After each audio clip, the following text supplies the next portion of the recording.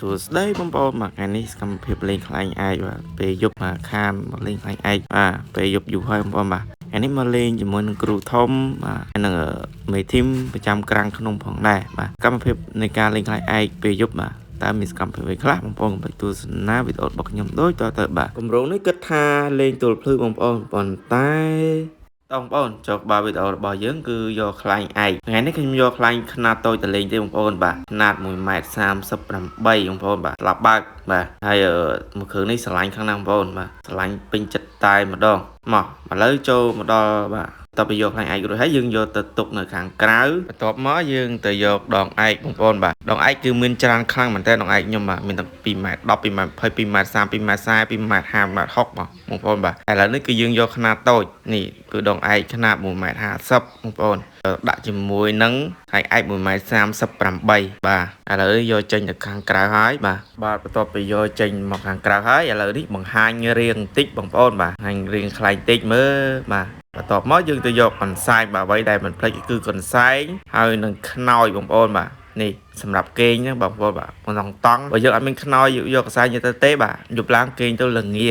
ចឹងអត់មានអីដណ្ដប់បងប្អូនណាបាទបន្ទាប់មកយើងយកទុកដាក់លើម៉ូតូសម្រាប់ធ្វើការសេរីចេញដំណើរហើយបន្ទាប់ពីយកខ្សែរួចហើយយើងទៅយកខ្សែបងប្អូនខ្សែនេះខ្លីមែនតើបងប្អូនបាទដោយសារអីការទៅស៊ីមរៀបហ្នឹងខ្ញុំលក់ឲ្យគេខ្លះបងប្អូនលក់ពាក់កណ្ដាលឲ្យគេចែកបងប្អូនលេងហ្នឹងទៅឥឡូវយកទៅទុកលើម៉ូតូហើយបងប្អូនបាទតោះយើងទៅចងដងឯកជាមួយនឹងខ្លែងបានស្រួលកាន់បងប្អូនតោះពីយើងចងរួចហើយបាទយើងទៅយកខ្សែសាយវិញម្ដងបងប្អូន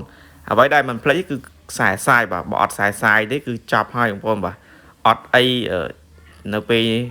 ដាច់ខ្សែអត់អីចងទេអញ្ចឹងយើងសារ៉េសាយឲ្យហើយសម្រាប់នៅពេលដែលខ្លែងដាច់ខ្សែយើងតម្លាក់ចុះ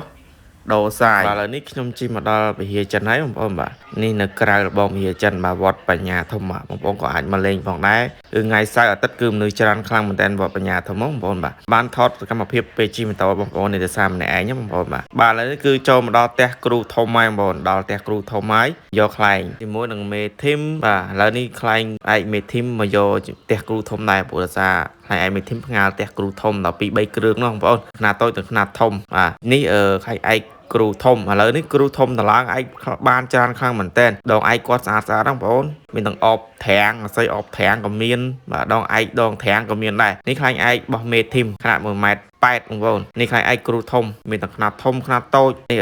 ខ្នាតដែលគាត់ធ្វើពីមុនមកបងប្អូនបាទទុកដល់ឥឡូវបាទឥឡូវធ្វើចេញដំណើរហើយបងប្អូនតែដំណើរទៅលេងខ្លាញ់ឯកជាមួយនឹងមេធីមកាន់ខ្លែងទៅហើយខ្លែងនោះអត់กระดาษមួយបងប្អូនដោយសារវាទាញឆ្អឹងពេលឥឡូវដកกระดาษចោលលេងខ្នាត 1.38 ឥឡូវមកដល់ទីតាំងកន្លែងលេងហើយនៅក្រោយផ្ទះគ្រូធំតែម្ដងនេះបាទទីតាំងធំទលាណាទៅខាងលិចវិហារចិនដែរបានមកដល់វាលហើយបងប្អូនបាទនេះលេងយប់ទៅភ្លឺបងប្អូនបាទខ្យល់យប់ឡើងក៏ទៅកាចទៀតបងប្អូនបាទបន្ទាប់ពីមើលទេសភាពរួចហើយឥឡូវឡើងខ្លែងរបស់មេធីមមុនគេតែម្ដងមេធីមដឹងតែឡើងមុនគេហើយឲ្យតែខ្យល់ល្អដឹងតែឡើងមុនគេហើយបាទបន្ទាប់ពីឡើងខ្លែងរបស់មេធីមរួចហើយឥឡូវគឺមកស្រេខ្លែងរបស់គ្រូធំតែម្ដងបាទគ្រូធំមកដល់ហើយគាត់ដើរមកទេគាត់នៅចិត្តហ្នឹងបាទឥឡូវនេះរៀបចំខ្សែរៀបចំកន្ទុយឯងបងប្អូនបាទមានទាំងរបស់របរអីច្រើនមែនតើទាំងនំមកឆ្ងាញ់ហ្មងបាទធំធៀមចឹងបាទមកខ្លីបាទមុខនេះបាទចាំតែអត់បានទេខ្សែយប់ឡើងត្រកស៊ីខ្លាំងអានេះបែកពុះបំផុតបាទឥឡូវនេះត្រៀមឡើងមកទៀតបងប្អូនបាទ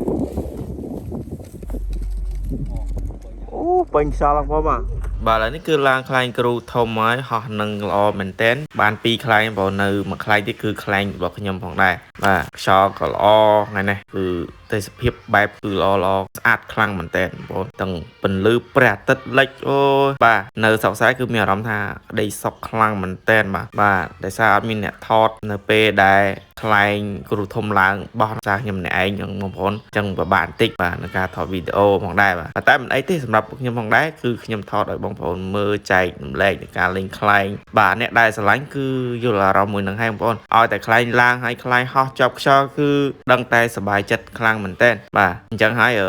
មានតែអ្នកលេងខ្លែងទេបាទដែលនៅស្រុកស្រែនៅយាមស្រែឲ្យគេរាល់ថ្ងៃតែម្ដងឲ្យតែមានខ្យល់រាល់ថ្ងៃទាំងទៅយាមស្រែឲ្យគេតែសារអី លេងបោះតង់បាទឥឡូវនេះឡើងរបស់ខ្ញុំផងដែរបាទនេះស្លាប់1.38ឡើងហើយតែទឹមគ្នាទាំង3តែម្ដងក៏រន្ទឺតែម្ដងនេះអូស្អាតខាងណាបងប្អូន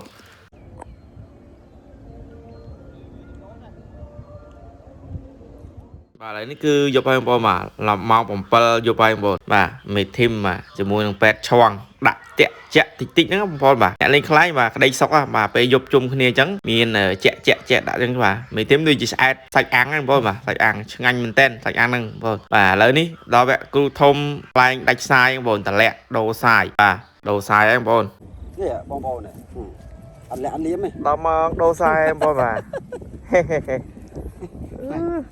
គឺធំបាទខ្យល់តែខ្យល់យប់នេះខ្យល់ខ្លាំងមែនតើឡើងកាញ់យកហ្មងហ៎កាញ់ដូចក្រងហ្នឹងដូចសក់ក្រងហ្នឹងបងសក់អើយសក់ក្រងវាអមែនអញឡាយចូលមកដល់វគ្គខ្ញុំម្ដងវិញបងប្អូនខ្ញុំក៏ដាច់ខ្សែដែរខ្លាចខ្ញុំបាទព្រោះដោយសារខ្សែហ្នឹងលេងតាំងពីនៅស៊ីមរៀបបន្តបានដូរទេគឺខ្សែចាស់យ៉ាងហើយវាដាច់ខ្សែបាទឥឡូវនេះបន្ទាប់ពីខ្ញុំដូរខ្សែខ្ញុំទៅឡើងវិញហើយបងប្អូនរត់តែឯងក៏ឡើងដែរព្រោះថាខ្យល់នេះគឺខ្យល់កាចមែនទែននៅពេលយប់ណាបងប្អូនបាទអូចោកាចខ្លែងធំហើយបាទបាក់ទាញណៃខ្នាត 1.38 ខ្សែតូចក៏បាក់ទាញដែរបងប្អូនបាក់មែនតើដោយសារឈឺដៃបាទឥឡូវនេះខ្លែងគ្រូធំឡើងវិញហើយបាទបន្ទាប់ពីខ្លែងឯគ្រូធំឡើងវិញមកឥឡូវនេះចូលសមាជិកថ្មីមួយទៀតហើយបាទគាត់គឺមកពីខាងរកាកោងហើយឯ12ហ្នឹងបងប្អូនគាត់យកមកលេងដែរជាមួយនឹងអ្នកក្រាំងក្នុងបាទអញ្ចឹងបាទក្រុមខ្លែងគឺសហការគ្នាបាទសារតែមានអ្នកមកលេងអញ្ចឹងយើងហូបជុំគ្នាតិចតួចទៅយើងនិយាយអំពីខ្លែងឯកបាទនៃខ្លែងគ្រូធំបន្លាយកាន់តែខ្ពស់ទៅអីបងប្អូន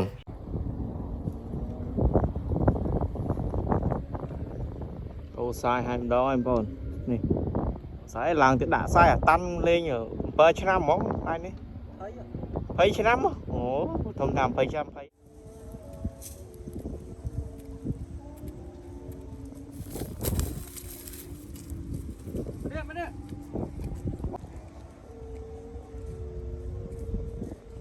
ីខ្សែទេថ្ងៃទីខ្សែទេបាទឥឡូវនេះគាត់កំពុងតែរៀបចំខ្លែងហើយបងប្អូនបាទឥឡូវនេះកំពុងតែស្រែកអតុយរៀបចំរួចរាល់ហើយនៅតែបាទទាញខ្សែហើយនឹងបោះឡើងតែម្ដងបាទនៅកំពុងតែរៀបចំហើយបងប្អូនបាទសម្លេងឯកយ៉ាងណាដែរបងប្អូនតោះស្ដាប់ទាំងអស់គ្នាត